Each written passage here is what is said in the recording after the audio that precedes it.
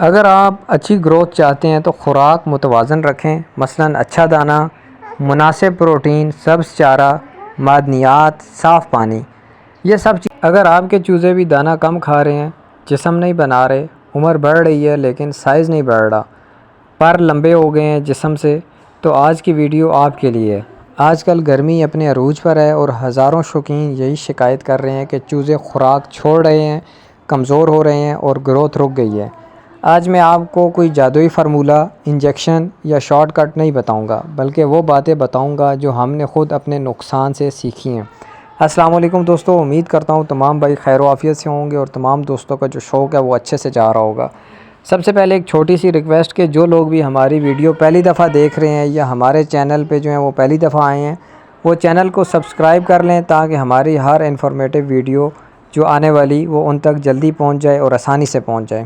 دوستو، ایک بات میں ہمیشہ کہتا ہوں، ہمارا مقصد دوائیاں بیچنا نہیں، ہمارا مقصد انجیکشن لگوانا نہیں، ہمارا مقصد یہ بھی نہیں کہ ہر مسئلے کا حل مہنگی دوا میں تلاش کیا جائے۔ ہمارا مقصد صرف ایک ہے۔ ہم نے اس شوق میں اپنا وقت بھی لگایا ہے، پیسہ بھی لگایا ہے، غلطیاں بھی کی ہیں، نقصان بھی اٹھایا ہے۔ اب ہم چاہتے ہیں کہ جو نیا بندہ اس شوق میں آئے اسے وہ نقصان نہ اٹھانا پڑے۔ اگر ہماری ایک ویڈیو سے کسی ایک شوقین کا بھی نقصان رک جاتا ہے تو یہی ہمارے لیے کامیابی ہے۔ زیادہ تر لوگ سمجھتے ہیں کہ صرف خوراک کم کھانے سے گروتھ رکتی ہے، لیکن حقیقت اس سے مختلف ہے۔ گروتھ رکنے کی بڑی وجوہات یہ ہیں: گرمی، کیونکہ ابھی ایسے ہے کہ گرمی شدت سے بڑھ رہی ہے، صاف پانی کی کمی۔ مثال کے طور پہ کچھ شوقین ایسے ہوتے ہیں کہ صبح پانی ڈال کے بس بھول جاتے ہیں کہ ہم نے پانی کو بدلنا ہے یا پانی دوبارہ اپنے پرندوں کو ڈالنا ہے۔ گرم پانی ہو جاتا ہے گھنٹے کے بعد، 2 گھنٹے کے بعد، پرندہ گرم پانی بالکل بھی نہیں پیتا۔ پروٹین کی کمی۔ پروٹین کی کمی ایسے کہ ہم سمجھتے ہیں کہ باجرہ روٹی دینے سے بس ہمارا جو ہے کام پورا ہو گیا، جبکہ ایسا نہیں ہوتا۔ اس میں ہمیں چوزے کی صحت کے لحاظ سے، اس کی ایج کے لحاظ سے ہمیں اس خوراک میں پروٹین ایڈ کرنا پڑتا ہے۔ کیڑے اب ایسے ہے کہ ہمیں پتہ بھی نہیں چلتا کہ ہمارے کھڈوں میں یا ہمارے پرندوں کے آس پاس کیڑے بن رہے ہوتے ہیں یا کیسے بن رہے ہوتے ہیں۔ جگہ کم ہونا۔ ہم اس بات پہ بالکل بھی دھیان نہیں دیتے کہ ہم چھوٹے سے کھڈے میں ایسے ہے کہ زیادہ چوزے ڈال دیتے ہیں جس سے وہ سٹریس میں چلے جاتے ہیں۔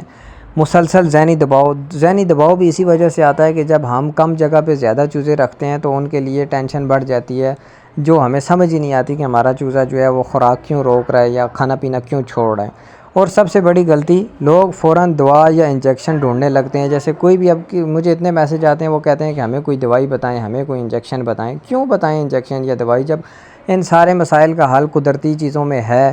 اب جو موسم چل رہا ہے، گرمی اپنی شدت پہ ہے، تو اس موسم میں ہمیں کیا کرنا چاہیے؟ اگر موسم بہت گرم ہے تو کوشش کریں صبح جلدی خوراک دیں، شام سورج ڈھلنے کے بعد دوبارہ خوراک دیں۔ اور بالکل میں یہی روٹین اپناتا ہوں، صبح جلدی میں اپنے چوزوں کو، اپنے مرغوں کو خوراک دیتا ہوں۔ ہر چوزا، ہر پرندہ میرا خوراک اٹھاتا ہے۔ اس کے بعد جو کمی پیشی رہ جاتی ہے وہ میں شام سورج ڈھلنے کے بعد 6 یا 7 کے بیچ کا جو ٹائم ہے اس ٹائم پانی اور خوراک دوبارہ سے دیتا ہوں۔ اگر سایہ اچھا ہوگا، ہوا آتی ہوگی، وینٹیلیشن کا نظام اچھا ہوگا اور پانی صاف ہوگا تو چوزا خود زیادہ خوراک کھائے گا، اس کا دل کرے گا، اسے بھوک لگے گی۔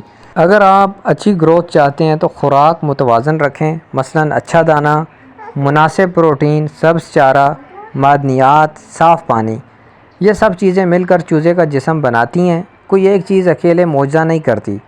آج کل سوشل میڈیا پر ایسی ویڈیوز بہت ملتی ہیں جن میں کہا جاتا ہے کہ یہ دوا دے دو، 7 دن میں چوزا دگنا ہو جائے گا، لیکن حقیقت یہ ہے کہ قدرت کا کوئی شارٹ کٹ نہیں ہوتا۔ ایک اچھا اصیل چوزا وقت لیتا ہے، محنت لیتا ہے، صبر لیتا ہے۔ جو لوگ جلدی کے چکر میں پڑ جاتے ہیں اکثر بعد میں پچھتاتے ہیں۔ آخر میں یہی کہنا چاہوں گا کہ اپنے پرندوں سے محبت کریں، انہیں صاف ماحول دیں، اچھی خوراک دیں، صاف پانی دیں اور سب سے بڑھ کر صبر کریں۔ انشاءاللہ قدرتی طریقے سے پلنے والا پرندہ زیادہ مضبوط، زیادہ خوبصورت اور زیادہ صحت مند نکلتا ہے۔ اگر ویڈیو پسند آئی ہو تو لائک ضرور کریں، اپنے دوستوں کے ساتھ شیئر کریں، اور اگر آپ پہلی بار ہمارے چینل پر آئے ہیں تو اصیل کنگڈم 47 کو سبسکرائب کرنا نہ بھولیں۔ اللہ حافظ، پھر ملیں گے ایک نئی معلوماتی ویڈیو کے ساتھ۔